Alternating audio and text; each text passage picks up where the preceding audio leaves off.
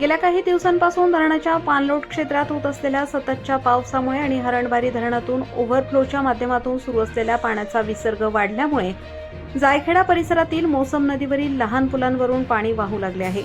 हा पूल जायखेडा मालेगाव मुख्य रस्त्यावरील नसून परिसरातील अनेक लहान मोठ्या गावांना जोडणारा अत्यंत महत्त्वाचा अंतर्गत पूल आहे।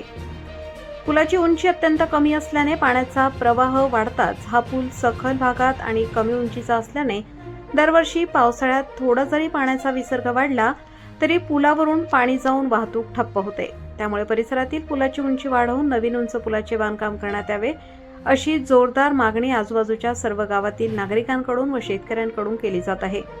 पुलावरून पाणी वाहत असल्याने परिसरातील छोट्या गावांचा जायखेड्याशी असलेला दैनंदिन संपर्क तुटला असून ग्रामस्थांचे हाल होत आहेत। रस्ता बंद झाल्याने सकाळी जायखेडा बाजारात येणारा दूध व भाजीपाला पुरवठा खंडित झाला आहे।